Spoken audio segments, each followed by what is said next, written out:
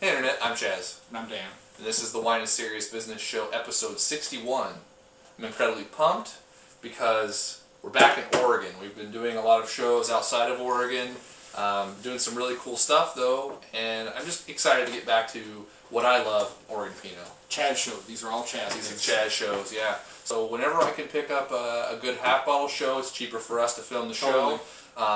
But, you know, the selection that they have there is typically pretty good. Luckily, I was able to pick up a high-end Oregon Pinot show for this one, and Dan thought to do it blind. Yeah, so, some good stuff. We've got 2008s, as you may have noticed. We've done some 2009 releases already. They're starting to roll out, but people are still holding their 2008s back. It's for a couple of reasons. Some of the higher-end cuvées, some of the higher-end single vineyard wines, people like to hold on to, give a little more oak age, get a little more bottle age before they release it onto the market.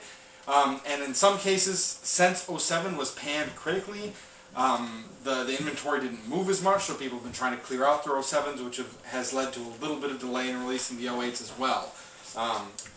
However you cut it, there are still some 08s starting to come out, and we want to clear out as many of those as we can before we move on fully to the 09s. Yeah, we will have a few more 08 shows before. For sure, because I know there are a couple of really high-end cuvées, namely Stag Hollow and DuPont, that aren't even available on the market yet. Right. And we look forward to sharing them with you for sure. But here's a few more 08s we're going to do today before we get fully into the 09s. Yeah, so we'll just go ahead and taste through these. We're not going to even talk about what they are, which is going to kind of... Yeah, until after we go. We got wines number 1, 2, and 3.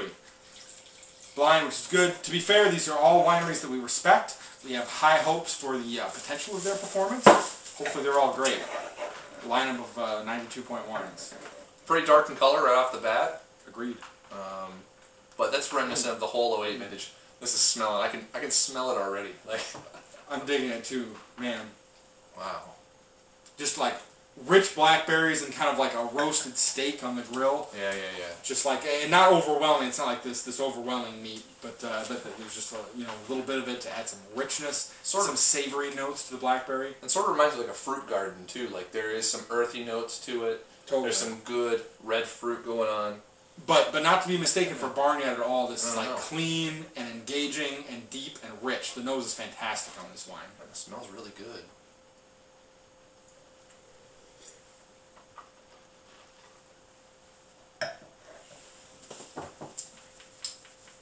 Wow, really clean.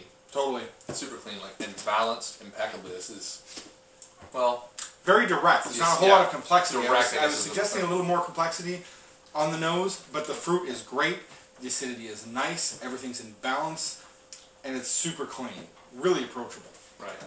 The acidity does rise up harder than I was expecting in the finish. Turning the fruit a little tart, right? I dig that. Little green, but... yeah, in a good way. And I lean that more towards like a lime-style green, so like a stems green or a seedy green. There definitely is a citric note, like that rich dark fruit from the nose hits on the front, but it does really fade away and transition into kind of like a citrus note late. Yeah. Like you squeeze the lime on your taco and you bite the lime afterward. Sometimes they're super juicy and really sweet. This one's got a little bit of the tart, maybe you bite a little into the peel a little bit. That's what's going on here. Yeah, like Dan was saying, pretty direct as far as its fruit. Ends pretty quickly too. Like those tart flavors kind of wrap themselves up. The acidity cleans everything out, and it's done. Tannins are right there and balanced. 88 plus for me. I'm leaning that way too. I'm going to go 89 minus because I like the acidity a little more. The tannins are definitely light, but that's not something that bothers me a whole lot. I really appreciate the dark fruit flavors. The nose is fantastic, and generally I don't give a whole lot of weight to the nose. I've got some friends that rate, their rating swings enormously based on how the nose is, but this is really enjoyable and really approachable, which I think is definitely a value. So, I'm going to go 89 minus. Maybe a little more complexity would be exciting, but it's definitely solid wine. And this is one based on how it's drinking now. I would sit on. If I had existing bottles of this. Agreed with that acidity, no problem. With the acidity and the bit of tannins it does have, this could turn into something special. So I would say that it'll age towards being something delicate and subtle. Like it's not like the fruit's going to bloom and it's going to be explosive and overwhelming later. It's going to be subtle, but everything's going to be more in balance. And this, solid wine. All right, number 2. On to wine number 2. Small rinse. deliver on the small rents. That's good. Well, we have been drinking at this point. I should attend your seminar on rinse pours. Mm-hmm.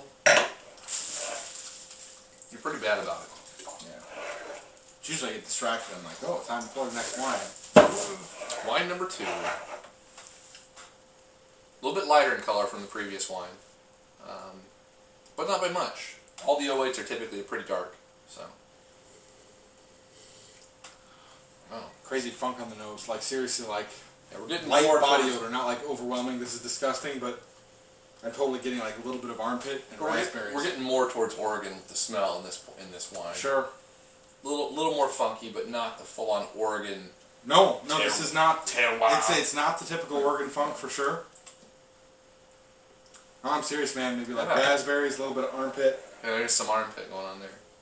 Maybe a little hibiscus. A little more bright red. This isn't dark on the nose at all. The color's lighter, the nose is lighter. What would you still red? It would call, I've been drinking so I forget words.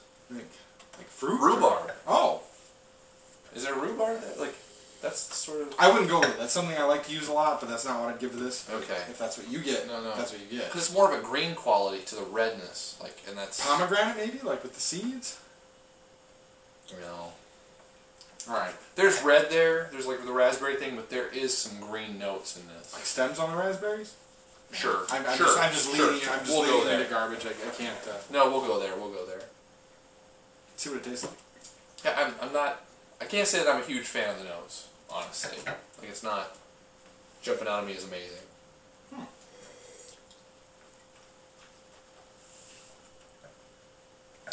Straightforward on the palate. I'm getting a little bit of strawberry. The tannins are a little more pronounced than the first wine, but they're not strong. I wouldn't consider them strong. Something slightly floral, too. So reminding me of the Thomas that we had earlier tonight was that there is like sort of like an almost like a...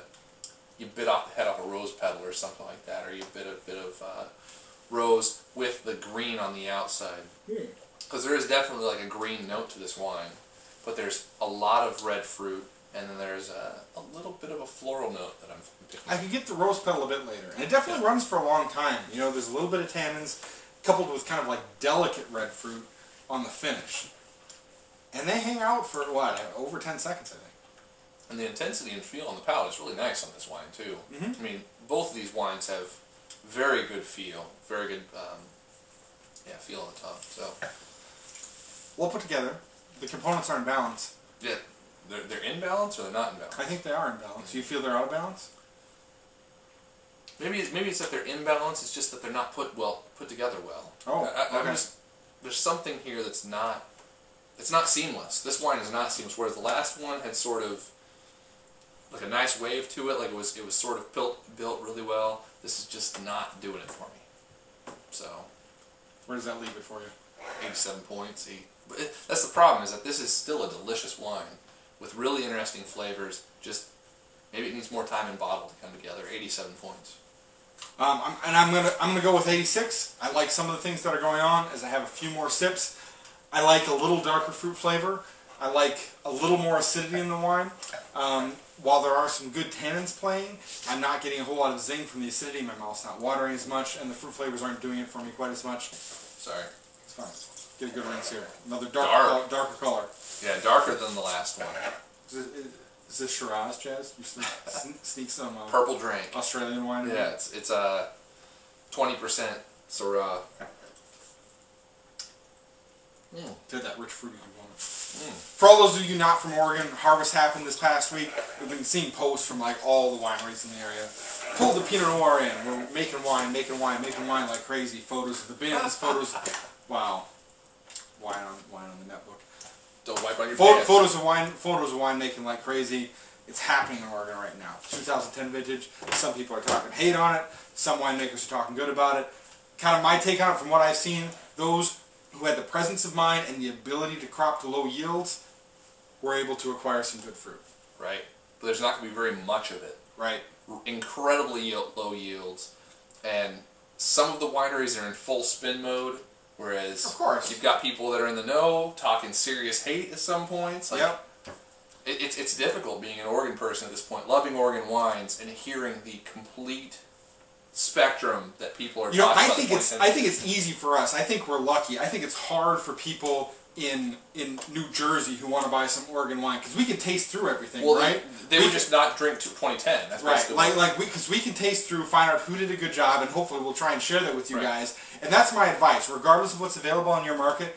Before you throw down on a case of 2010, before you throw down based on reputation, and you know, we say this every year. You know, this is right in line with our philosophy in general. But like, taste the wines, get to know the producers. Know what you're getting into, because some people are going to do a good job, and there are going to be some people, I'm sure, that deliver subpar wine in 2010. Absolutely. So seek out the people who are doing it right. Give them the business they deserve. All right.